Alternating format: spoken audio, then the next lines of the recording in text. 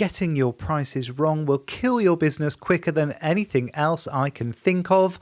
Join me for my tips on setting great prices. All on Build Your Salon. Hello, my salon friend. Phil Jackson here, your Queen of Salons, coming in your eyes and ears with a dose of pricing wisdom. So, prices. Well, if you want to kill a business slowly, start doing a rubbish job. If you want to kill it really slowly, stop marketing, stop building for the future. You want to kill it quickly, then get the prices wrong. So many of us are competing on price, and to be honest with you, competing on price is a miserable place to be. Because if you're competing on price, you are continually hunting around for the cheapest cup of coffee or continually shopping around for the cheapest suppliers. And there's only so far that you can cut before your customers start to notice, before it starts to have a negative impact on the perception of your business, before it starts to have a negative impact on the desirability of a visit to your salon.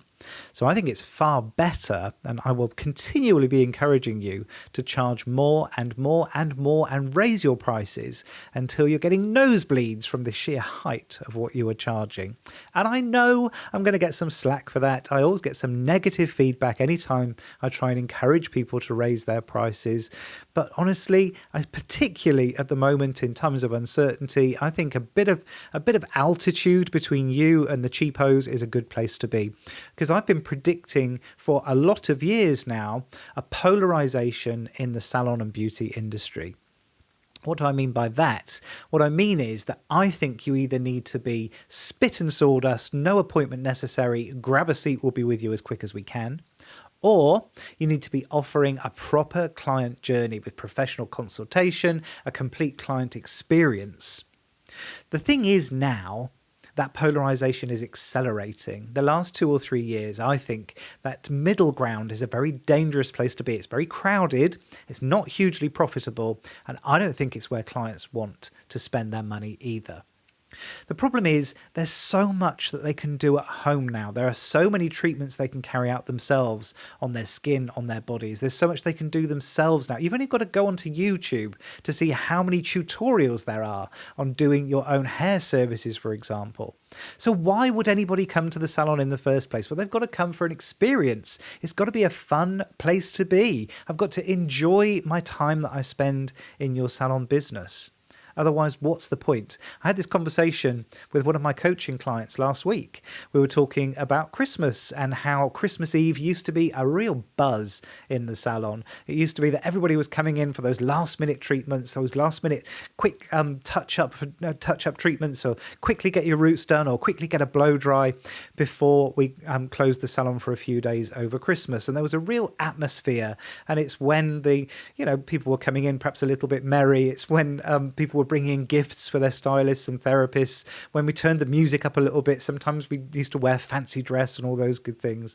And my client was saying that those things are gone. That atmosphere just isn't there anymore. The Christmas bump, which we talked about in a previous episode, just didn't materialize last year.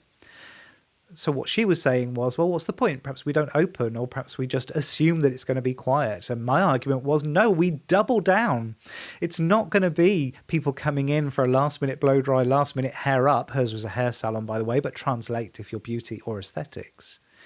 It's got to be because it's a great place to be on Christmas Eve. I want to kick my festive season off by seeing some of my favourite people in one of my favourite places at the end of the year. Anyway, back to pricing, Uncle Phil. Give us some tips. What do we need to do to set great prices? Well, firstly, I'm going to tell you what I don't want you to do.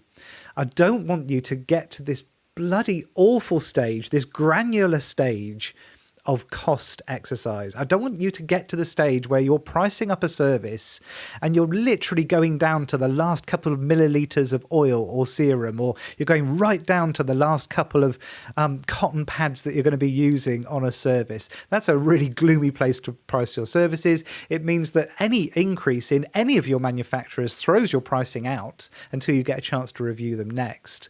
And to be honest with you, particularly if you've got a team, it doesn't work, because you might say that we're going to use, 30 mils of hair colour to touch up somebody's regrowth doesn't mean that your team member's going to be doing that. They could very well be using 35 mils and suddenly your pricing equation goes out of the window. So when you're pricing in costs, and of course we need to make sure that we're covering our costs, make sure that reflects what you're actually spending in the salon over a period of time. Ideally, the last 3 to 6 months. Less than that, things can be a little bit hit and miss. But when we get to 3 to 6 months, we're starting to get a really clear picture of actually what we're spending. That's what we price in when we're setting our prices, not what we should be using. But of course, we're not just looking to cover our costs when we set our prices. The other thing that I see people failing to do with their pricing equation is to price in profit. Now, I see lots of people, but basically every salon coach out there has some kind of pricing calculator or pricing course. I have, lots and lots of others have, and I'm sure there's merit in all of them. But I do see an awful lot where they're saying, okay, we're going to price in a profit margin. We're going to add on 15% or 20% for your profits. And I think that's a mistake. Because if the turnover goes down, that smaller number, take 15 or 20% of it, is not going to be hitting what we need it to do. It's not going to be enough for us to reinvest in the business or grow the team or for us to hit the targets of what we need to take out of the business. So I want you to price in an amount. I want you to figure out how much profit you want to generate over a year or a 6 month or a quarter and price that in to your pricing equation as a solid number, not a percentage of your turnover. That means that we're going to cover our costs, generate a profit, but also that we know that that profit's going to be enough for the things that we want to do with our salon businesses. The other thing I want you to price in at the same time is your admin time. Lots of people are assuming they're doing their pricing calculator, and I see this an awful lot with solopreneurs, people that are operating on their own. They say, I've got 40 hours that I want to work a week, so I'm doing 40 hours of service, so that's how I'll set my prices up. No, you want to start pricing in your admin time. And if you've got a small business, I usually say up to about $250,000 a year, you should really be looking at about half a day's worth of admin per week. Price it in. So if you're willing to work 40 hours a week, do your pricing assuming you're going to be available for 36 of those hours for service, not all 40. That way, we could actually maybe get some of that admin work done during the day rather than taking our laptops home and balancing it on our knees and trying to do admin while we're catching up with Netflix and pretending we're present with our partners too. Let's price that admin in. Let's make it part of your working day.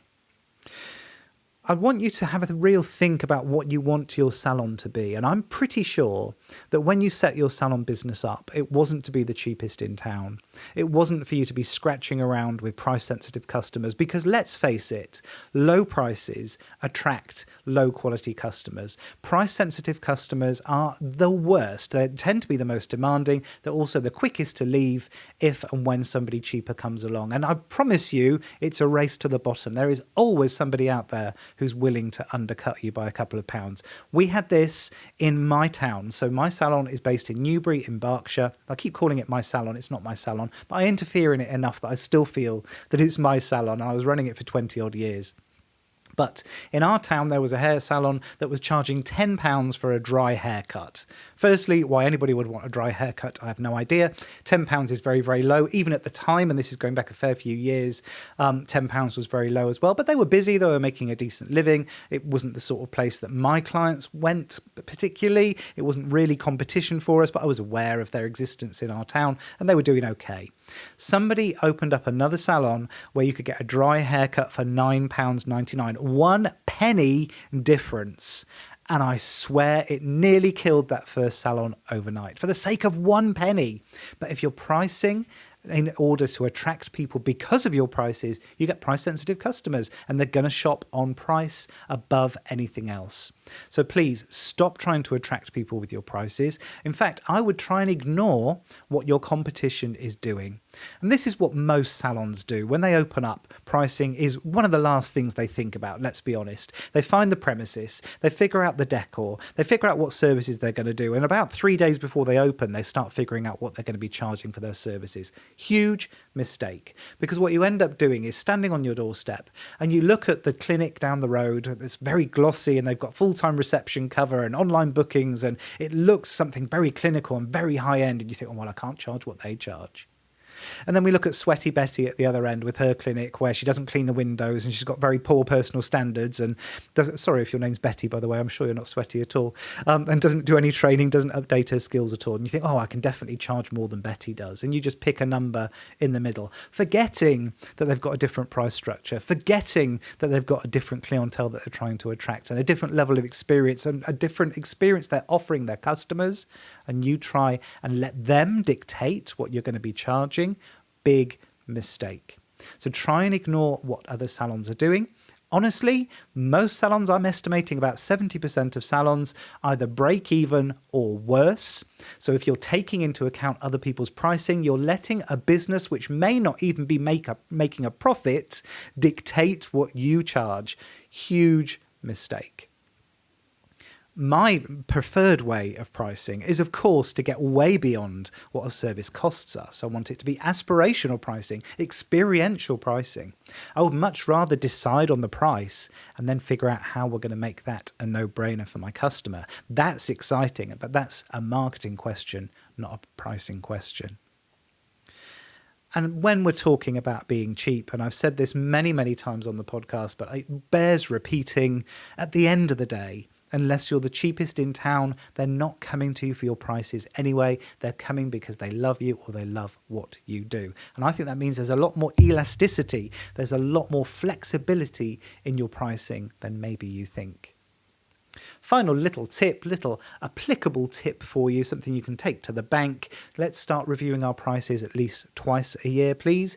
Annual price increases aren't going to work anymore. You can't guess what your cost structure is going to look like in 12 months' time, so stop trying. Also, it means that if we're changing our prices twice a year, they don't have to jump by as much. Our customers are much less likely to drag us over the coals for an increase of £1 or £2.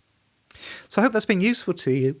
I hope it's inspired you to make positive changes as far as your pricing is concerned. If it has, reach out, let me know. Phil@buildyoursalon.com. You know I love hearing from you anyway. I do have a profit cheat sheet. We did 3 episodes on profitability on the Build Your Salon podcast. They're all on one page with a cheat sheet that you can download. That's at buildyoursalonpodcast.com/money.